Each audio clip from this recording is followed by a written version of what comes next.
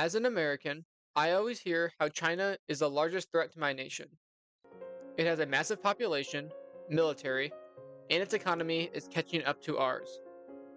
China is often presented as an up and coming threat that represents the developing world catching up to the West. This is somewhat true, as in the 1900s, China was largely behind the West, often in a state of constant warfare, or in the center of a disaster caused by communist rule. But this modern perception of China largely skews the actual history of China. For most of world history, China was on top. Whenever China was united during history, it was the most powerful nation on earth. At multiple points in history, China controlled over 1/4 of the world's population and economy. Even right before the Industrial Revolution, which gave European nations their power, China controlled around 35% of the world population, the second highest percentage of any nation ever, and the highest in the last 2,000 years. It isn't China that is coming to overtake the West, but it is the West that overtook China. The last 100 years or so is the only period in the last 2,200 years that China wasn't the most powerful nation, or at least one of the most powerful nations on Earth. Chinese history began with the Shang dynasty in 1600 BC and continued under the Zhou dynasty from 1046 to 256 BC. These dynasties were centered in northern China, but didn't control the south and weren't that powerful compared to empires in the Middle East like Egypt and Persia. The first Chinese dynasty to control the south was the Qin dynasty, but it only lasted 15 years. The first real iteration of China that was one of the most powerful nations on earth was the Han dynasty, which lasted from 202 BC to 220 AD. This dynasty is what the largest Chinese ethnic group are named after even to this day. During its reign, the Han dynasty controlled around 1/4 of the world population. In this time period, the only other nation that had similar power to the Han were the Romans far to the west, but these two nations had little contact. The next major Chinese dynasty was the Tang dynasty from 618 to 907 AD. This dynasty controlled the Chinese heartland, but had more influence throughout Central Asia and the world in general. The only nations that could rival this dynasty were the Arab Caliphates, which conducted extensive trade with China through the Silk Road trade routes. After the Tang dynasty, the Song took control, who had a massive economic output, but they were conquered by the Mongols. After the Mongol Empire, the Ming dynasty took control of China and was the most powerful nation on earth during their reign of 1368 to 1644. At the beginning of their reign, the Ming sent out expeditions that reached as far as East Africa, but they became isolationist because of a large economic recession. The Ming were conquered by the Manchu from the north, who founded the Qing dynasty. The Qing expanded China to its greatest extent, with large control over Central and Northern Asia. The Qing held their own against the rising Europeans for most of their reign, but the Industrial Revolution massively increased the power of the Europeans, especially the British, and started the Chinese Century of Humiliation. This period lasted from 1842, when the Qing lost the First Opium War to the British, until 1949, when the Communist Republic of China won the Chinese Civil War. During this period, the Chinese lost 8 million in the Chinese Civil War, 20 million in World War II, and up to 70 million in the Taiping Rebellion, often cited as the second deadliest conflict in history. After World War II, Mao Zedong caused massive death because of his Great Leap Forward policies, possibly up to 50 million people. After the death of Mao, Deng Xiaoping took power and started to reform the Chinese economy. These reforms started a process where China began to catch up to the West. Today, China has largely caught up to the West and is a massive threat on the world stage. But because of the one-child policy implemented to control overpopulation, China has shot itself in the foot. The Chinese population has already started to decline, and a population collapse is likely in the future. This will cause social strife and problems for China, making it unlikely for China to fully surpass the United States anytime soon. In this scenario, I want to explore a world where China never suffered the century of humiliation and retain its spot as the most powerful nation in the world. The beginning point for our scenario is during the early years of the Ming Dynasty, and specifically during the voyages of Zheng He. These famous voyages by Zheng He represented the largest amount of worldwide Chinese influence except for in the modern day. Zheng He visited many Southeast Asian nations, as well as the Indian subcontinent, the Arabian Peninsula, and even East Africa. Even though the voyages did help expand Chinese influence, they were fabulously expensive, employing up to 30,000 sailors and requiring massive gifts for visited nations.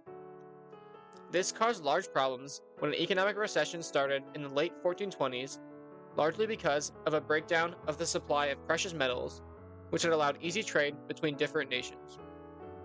The recession forced the Ming Dynasty to try to rebalance its budget, ending the voyages and causing China to become largely isolationist until Europeans forced them to open up almost 400 years later. To remain powerful on the world stage, China cannot become isolationist, and therefore, the first step for the scenario is to remove or lessen the economic recession in the 1400s.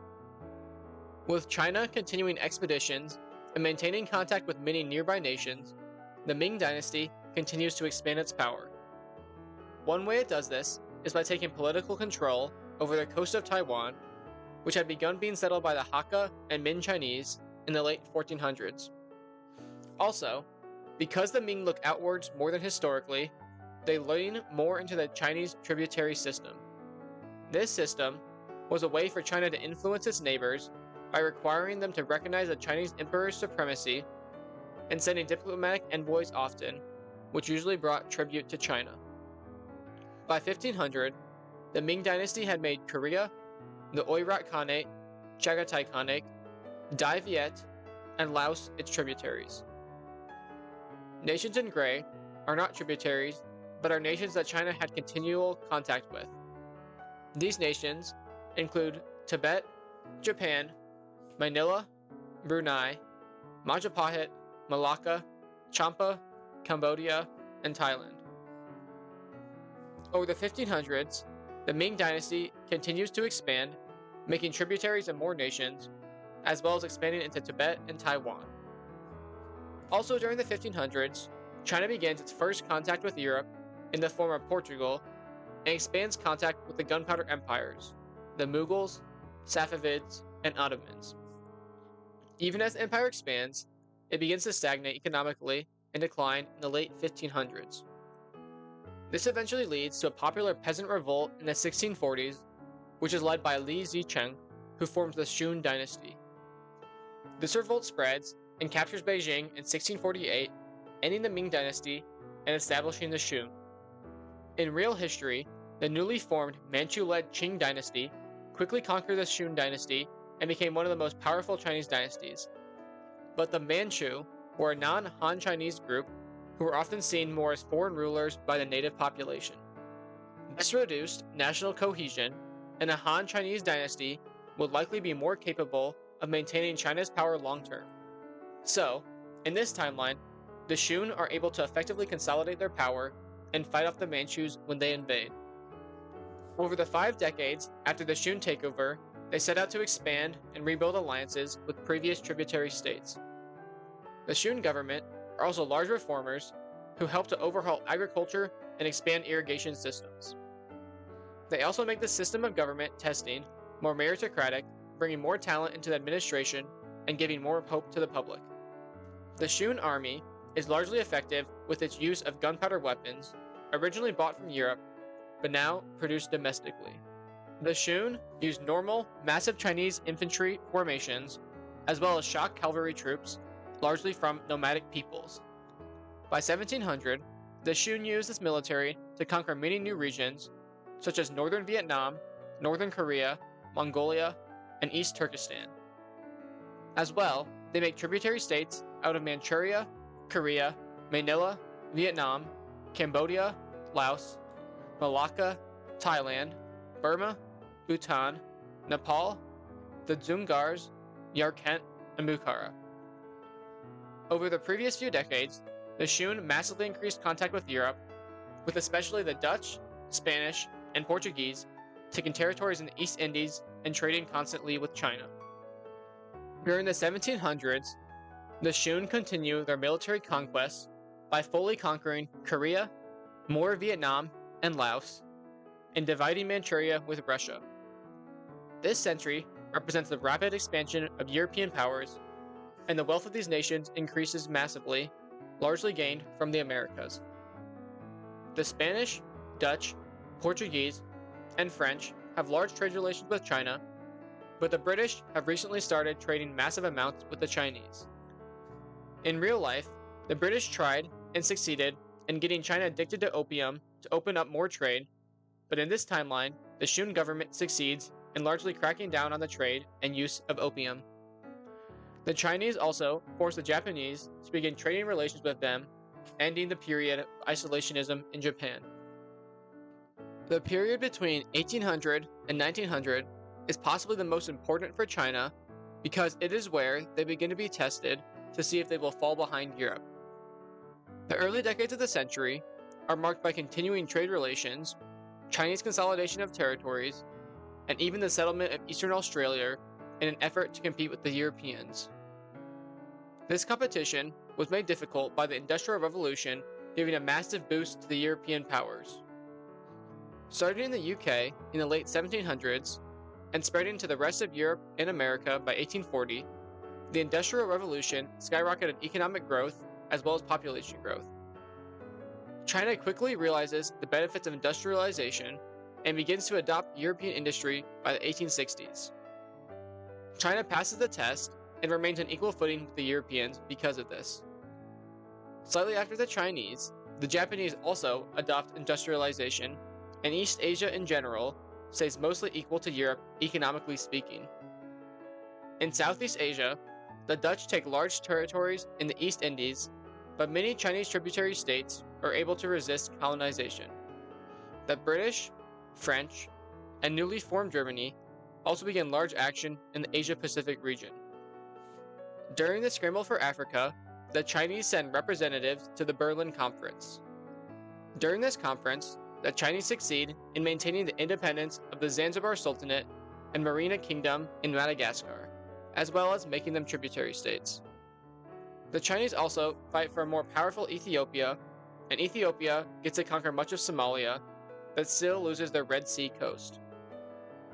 Throughout the 1800s, many European nations begin slow democratization, as well as the United States and other American nations adopting democracy. These democratic ideas reach China in the late 1800s and begin to spread especially as the Shun start slowing down reforms at the end of the century. This descent boils over when the Shun execute a democratic leader and the Chinese Republican Revolt begins in 1894. This revolt mostly began in densely populated and industrialized areas of eastern China. By 1896, the revolt spread to most of eastern China, as well as Korea and the Sichuan Basin. In 1897, Beijing is captured and the Republic of China is declared. The capital is moved to Nanjing, and a new constitution is written and established by 1899. During the beginning years of this Chinese Republic, many European nations declared them the unlawful rulers of China and took advantage by annexing territories. The Russians especially annexed Outer Manchuria and many Central Asian tributaries. The British captured some small Central Asian territories, as well as expanding their East Indies and Australian colonies. Vietnam is also removed from China and set up as a British puppet state. The Chinese are unable to stop any of these land grabs because their military is mostly involved fighting warlords and consolidating their power. They finish stabilizing the nation by 1903 and quickly begin to build up and modernize their military in an effort to fight off the Europeans. A large amount of new technology is produced domestically, as well as bought from the United States and Germany. German generals are also sent to help train the Chinese military in artillery tactics and trench warfare. This became very important when the coalition of the UK, Netherlands, France, and Japan teamed up to invade China and reinstall an emperor in 1906 in an effort to limit the power of China. This coalition captured Taiwan and quickly landed troops in Korea, as well as Guangzhou. These offensives were halted though, with trenches being dug across Korea, as well as Vietnam joining the war on the Chinese side, requiring troops to be diverted.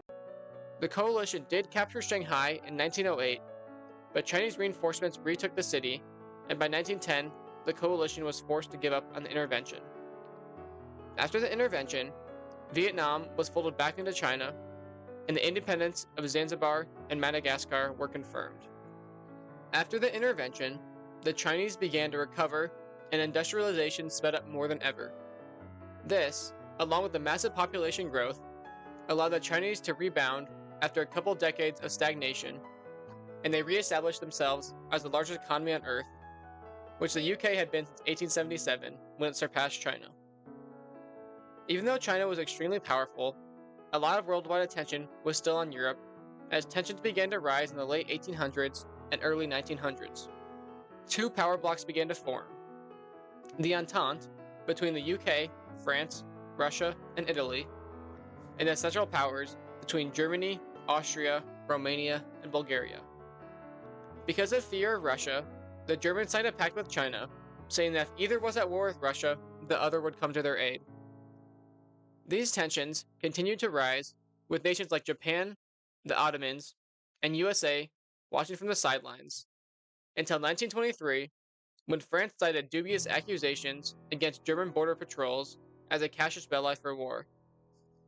The rest of the Central Powers and Entente rushed to join the war on their respective sides, and when Russia joined the war against Germany, China came to Germany's defense.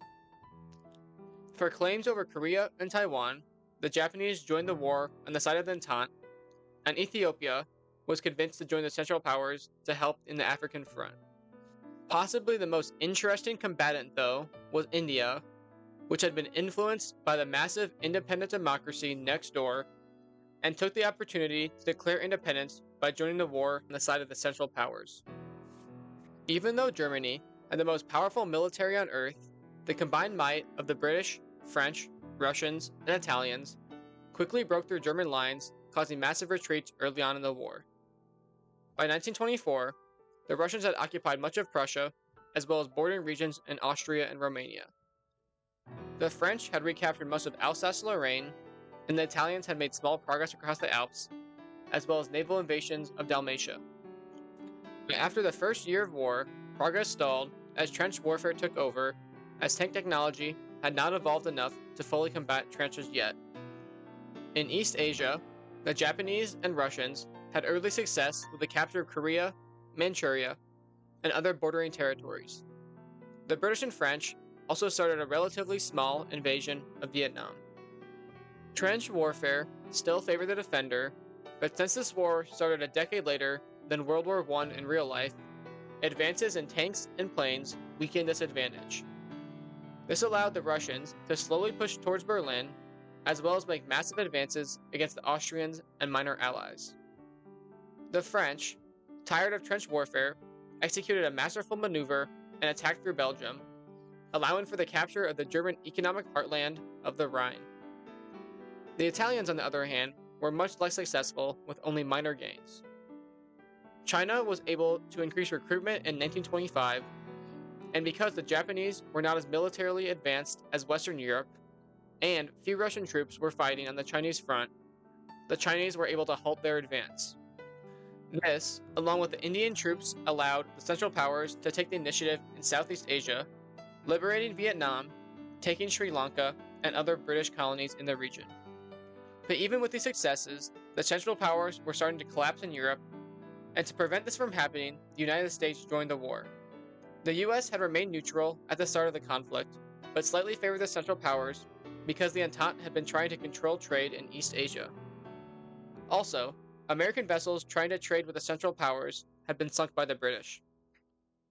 The United States military was marshaled, and by 1927, American troops were landing in North Africa. These landings were made possible because the Austrian and German navies started offensives to distract the British and French navies. Along with this, an extra decade of buildup allowed the Americans to begin to rival the British naval power.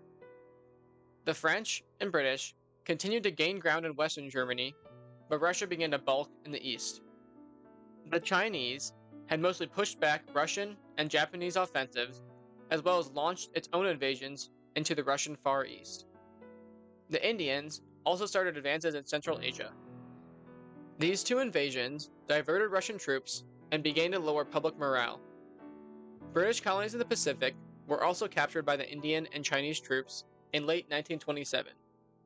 By 1928, the Russian public was beginning to tire of war, with the Germans and Austrians having stopped Russian advances and even launched counteroffensives into Poland and Moldova. The Chinese and Indians had captured large swaths of territories in the east, and in July 1928, Russian Democrats rose up and captured St. Petersburg and Moscow. They signed peace with the Central Powers quickly after. With pressure in the east relieved, the Germans began to recover in the west, and American troops slowly began to move up through southern Italy. Rome was captured in November, and Italy surrendered. Seeing the writing on the wall, the French and British surrendered in December 1928, with morale in both countries running out. Japan still refused to surrender, but with Chinese troops landing on Kyushu earlier in the year and advancing onto Honshu and Shikoku, the Japanese finally surrendered in February 1929. The largest conflict in history up to that point had ended, and the world needed to be reshaped. The Germans took slightly more territory from France, but mostly stuck to colonial gains against the Western powers. The UK and France were also forced to pay massive reparations for the war, with especially France taking a large amount of the blame. Italy lost border territories to the Austrians, but the USA stopped Austria from fully dismantling Italy. In the east, Austria took northern Serbia and set up puppet states in expanded Montenegro and Albania. Bulgaria took Macedonia from Serbia, and Romania took Moldova from Russia. Russia lost massive territories in the west, with Germany taking some territories themselves, and the Baltics, Poland, Belarus, and Ukraine gaining their independence. In the east, the Chinese gained massive border territories and set up puppet states in Transoxiana and Turkmenistan. But in return for large territorial loss, and being the first Entente member to surrender, the new Russian government was given no reparations to pay, and even began to receive some foreign investment from China and America. India gained their independence, but the new nation was very fragile, with multiple ethnic groups competing for power. Australia also gained its independence, and even though the British had controlled it since 1900, its population was still majority Chinese from earlier waves of settlers. In Africa, Ethiopia was able to regain its Red Sea coast, and Zanzibar was granted some inland territories. Austria was also given Namibia, Guinea, and Cyrenaica, but Germany gained by far the most. They completed Middle Africa by taking most of British East Africa and French Equatorial Africa.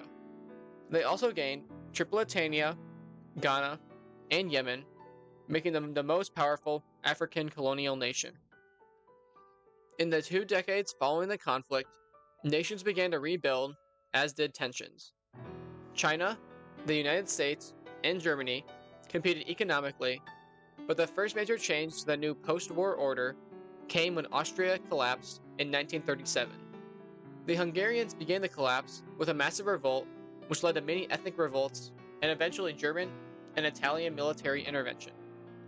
Germany arbitrated the new borders, with Austria going to Germany, Italian Majorcan regions to Italy, Transylvania to Romania, Bosnia to Yugoslavia, as well as independence for Illyria, Hungary, Slovakia, and Czechia. Even though Germany gained Austria, it lost its biggest ally and started looking for new ones. France and Russia both hated Germany because of territorial losses, but the British only lost mostly inconsequential territories in East Africa. In exchange for the cancellation of reparations, the Germans and British began to go closer together. In response to this new power bloc, the Russians, Chinese, and Americans also began growing closer together economically and militarily. These 3 giants becoming close was too much for Germany to handle, and they began to build a network of alliances to try and take them down. They courted Italy, the Ottomans, Japan, and India, with promises of massive gains in a coming conflict.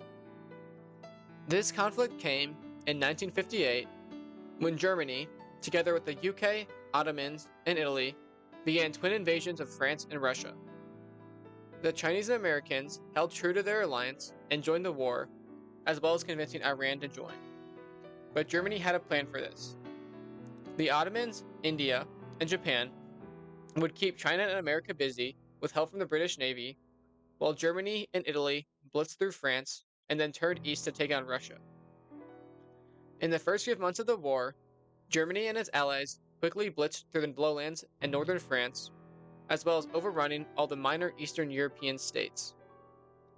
In Africa, coastal regions are quickly taken, locking down the continent. Unfortunately for Germany, the Ottomans in India performed poorly, and the Allies are able to hold off the Ottomans and take massive territories from India. Japan, on the other hand, performs surprisingly well and captures Korea, Taiwan, the Philippines, as well as most of Southeast Asia. They also start the invasion of China by landing troops in Shanghai. By a year and a half into the war, France falls, and a large-scale invasion of Russia begins.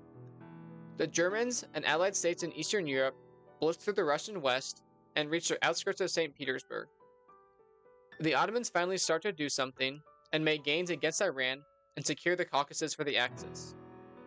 But the Americans and Chinese promise the Arabs under the Ottoman Empire independence if they cause problems for the Ottomans. And quickly, the coast of Arabia is captured. In East Asia, Japan makes massive gains against China, but they begin to overstretch their lines and supply as China regroups. The Americans also start to come in force, liberating the Solomon Islands and the Philippines. By 1962, the Germans and Ottomans, with help from Italian and British divisions, pushed deep into Russia, capturing St. Petersburg and the Caucasus. But problems loom for the European powers as American aid starts coming in large amounts to the Russians, and Americans begin landing in North Africa to prepare for the invasion of southern Europe. China has had massive success in India, capturing the north, and India devolves into civil war and chaos by the end of the year. Further east, Japanese naval and air troops have been redirected from China to stop American advances. This allows China to launch a massive counteroffensive, leaving only small Japanese pockets. 1963 is the turning point in the war, where massive German defeats by Russia allow the Russians to counterattack and start the slow march towards Berlin. The Americans also land in southern Italy and Greece, opening new fronts for the Germans. The Middle East is in disarray, with Arab revolts rocking the Ottomans and India fully collapsing. The Japanese are pushed off continental Asia, and the Americans continue to island hop closer to their homeland. Continued Russian and American advances in Europe, along with landings in Japan, caused the war to come to an end in 1964. With the war to end all wars over, Europe, Africa, the Middle East, South and East Asia are all reshaped. In the wake of the conflict, three superpowers remain in Russia, China, and America. Quickly, these three start to compete with each other for hegemony. This is not a clash of ideologies like our Cold War, but three democracies fighting for economic, cultural, and political influence across the globe. The United States has almost complete influence over the Americas, as well as Western Europe, and much of Africa and the Pacific. Russia has influence over Eastern Europe and much of the Middle East and Africa. Russia is usually considered the weakest of the three competing superpowers.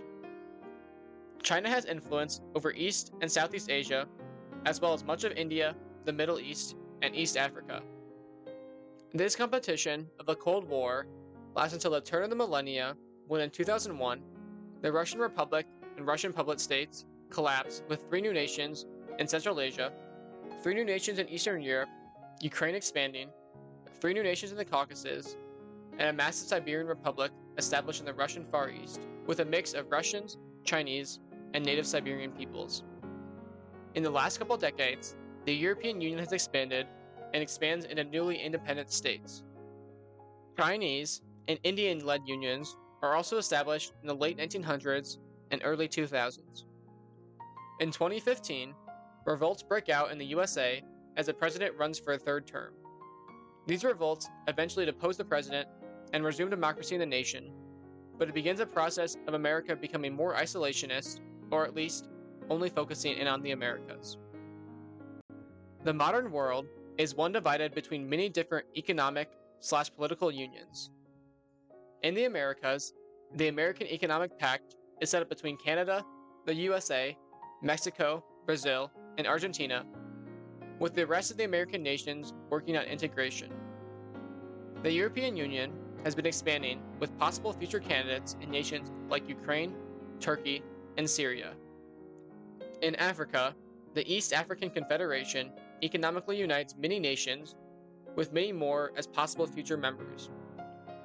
After the conclusion of the Indian Civil War, 7 states were established, but these were eventually united into the Indian Union, which together houses a massive population and rapidly growing economy. By far the most powerful economic union is the Association of Asian Nations, and its leader, the Republic of China, is the most powerful nation on earth. The Republic of China has a population of 2,338,520,000, giving it around triple the population of the second place country in Hindustan, with only around 780 million. Other highly populated countries include Bengal, the USA, India, and Nigeria. China is also by far the largest country on Earth area-wise, with 15,225,000 kilometers squared. Canada, the USA, and Siberia come in second to fourth, with between 9.9 and 9.6 million kilometers squared. Economy-wise, China dominates with again close to triple the value of second place. China has a GDP of 101.921 trillion, and second place, the United States, has a GDP of 34.683 trillion. After the US comes Japan, Germany, Java, and Thailand. China has a GDP per capita of $43,581, placing it in the upper middle, beaten by some rich European nations, but making it solidly a developed nation. This GDP per capita is astounding considering the massive population of China. China is a highly industrialized nation and a massive exporter of natural resources as well as refined and luxury products. The east of the nation is the most industrialized and rich area, with especially regions like Korea, Shanghai, Taiwan, and Guangzhou being economic powerhouses. Rural regions in the west are much less densely populated and poorer on average. The capital of the Republic of China is Nanjing, which was chosen for its central location between the north and south. China is the leader of the Association of Asian Nations, the most powerful economic bloc in the world, spanning Central, North, East, and Southeast Asia, as well as a part of Oceania. Including China, 3 of the most populous nations and 5 of the largest economies are in this economic union. Prominent members include Japan, Siberia, Iran, Thailand, Malacca, Java, and Jiangzhou, the Chinese name for Australia. The Republic of China is divided into 41 subnational units. 23 of these are provinces, which are mostly treated the same as each other and governed directly under the Chinese Constitution. Each province is able to choose its official language, or languages, for government use, but most policy decisions are controlled by the central government. There are 12 states, which are less under the control of the central government, controlling aspects like state taxes, as well as being able to construct their own state constitutions within certain parameters set by the central government. Finally, there are 6 autonomous regions which have a large degree of autonomy from the central government. Besides federal taxation, military matters, and foreign policy, autonomous regions are mostly allowed to do as they please. For statistical and other assorted purposes, these subnational units are divided into 6 regions. Himalayan, in orange, includes sparsely populated areas mostly centered around the Tibetan Plateau and Tian Shan Mountains. The tallest mountains on Earth are in this region, and it is extremely ethnically diverse. Australasia, in green, includes many areas in Southeast Asia that are non-Han majority. Most of the region is mountainous, except for the densely populated regions on the coast. This region is also very ethnically diverse. The coastal region, in red, is the most densely populated and economically relevant part of the nation, with the massive metro areas of Shanghai and Guangzhou. This region is ethnically Han, but linguistically diverse, with languages such as Min and Wu. The inland region, in yellow, is a semi-densely populated region, with areas like the Sichuan Basin being dense, but regions like Gansu being sparse. The region is largely mountainous or hilly. It is majority Han and Mandarin speaking, but does have other languages like Zheng. The Heartland region, in blue, is the original center of Chinese civilization and is very densely populated. It only has one absolutely massive metro area in Beijing, but countless of medium-sized metro areas. The steppe region, in purple, is a massive, mostly sparse area of plains and desert, except for the dense regions of Inner Manchuria and Korea. Each subnational unit is also divided into differing amounts of counties. China is a country which has a different religious landscape than most Western and Middle Eastern nations. The Abrahamic idea of following one God and one set of beliefs is not the thinking in China. 73% of Chinese citizens identify with what is called Chinese syncretism. Chinese syncretism is a mix of traditional Chinese beliefs, which sometimes include gods and have a heavy focus on revering ancestors. Along with this, they follow Confucianism, which is a set of teachings from Confucius, emphasizing self-cultivation and communal effort. Taoism is also commonly practiced, which teaches harmony with Tao, which literally means the way, but indicates an underlying reality. Chinese syncretism also implements legalism, which is why central government and administration is so emphasized in Chinese society. Some Chinese syncretists also incorporate aspects of Buddhism, but most Buddhists identify separately from Chinese syncretism and comprise 16% of China's population. Islam makes up 5% of the population, mostly concentrated in Uyghurstan, Turkestan, Kashmir, and Gansu. China also has a small but rapidly growing Christian population of 3%, which is largely Protestant spread by Christian missionaries. The remaining 3% is mostly made up of Hindus in Kashmir and atheists throughout the nation. China is a very linguistically diverse nation, but the official national language and native language of 44.8% of the population is Mandarin Chinese. Mandarin is spoken in the Chinese heartland, as well as to the east in Sichuan, parts of Yunnan, and Gansu. A large percent of the population also speak languages often considered part of the broader Chinese language, but actually separate languages. Wu is spoken by 8%, centered around Shanghai and Zhujiang. Yue, or Cantonese, is spoken by 6.6%, centered around Guangzhou and the Pearl River Delta. Min is spoken by 6%, centered on the coast around Fujian and across the state in Taiwan. The most spoken non-Chinese language is Vietnamese, with around 4.8% of the population spread along the Vietnamese coast and the Red and Mekong deltas. Korean is spoken by 4.6% in the Korean Peninsula and in small pockets throughout Manchuria. Other Chinese languages spoken include Hakka in Kaijiagro, Jiang in Hunan, Gan in Jiangxi, and Jin in Jingguo. In the south, many Thai languages are spoken, like Shuang, Lao, Kachin, and many others represented in tan. Tibetan is in white, and other Tibeto-Burman languages are in orange. In navy are any Indo-European languages. For Turkic languages, red is Kyrgyz, purple, Uyghur, and bright yellow for other Turkic languages like Tuvan. Buryat is in green, and Mongolian in blue are both Mongol languages. In dark yellow is Manchu. Many other smaller languages are also spoken across the nation. China, especially the eastern half, and even more the coast, is an extremely densely populated area with massive cities.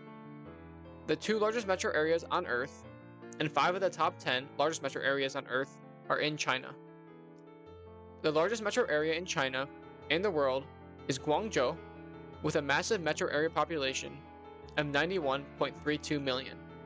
Guangzhou is situated on the Pearl River Delta and has a massive industrial base, as well as containing the busiest port in the world. The main language in Guangzhou is Yue, also called Cantonese. The second largest Chinese metro area is Shanghai, with a population of 62.87 million. Shanghai is located near the Yangtze Delta and, similarly to Guangzhou, has a massive industry and trade, but also contains a large service and tourism sector. The largest language in Shanghai is Wu. In third is Beijing, with a population of 34.6 million. Beijing was the historical capital of China and is right on the northern frontier. It has the most international tourists of any city in the world because of its famous Forbidden City and proximity to the Wall of China.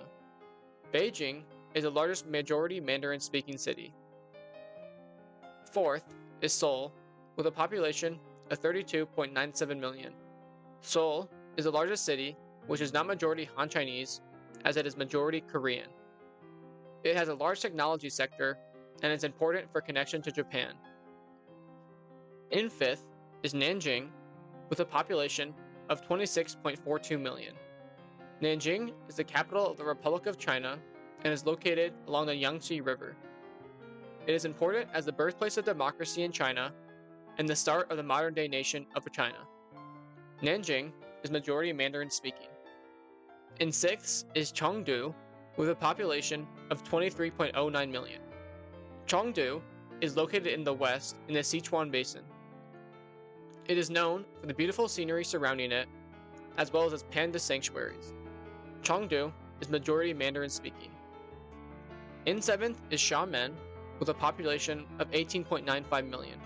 Xiamen is a large trading hub and the center of Min culture and language. In eighth is Saigon, with a population of 18.45 million. Saigon is situated on the Mekong Delta and is the most populous Vietnamese-speaking city. It is an important city for trade with the rest of Southeast Asia.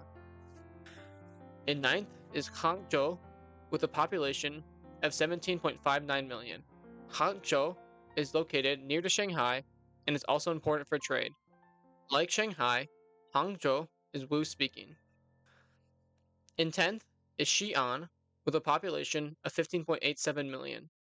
Xi'an is located far east along the Yellow River and is extremely important historically. It was the capital of the Qin, Han, and Tang dynasties and holds the famous terracotta soldiers.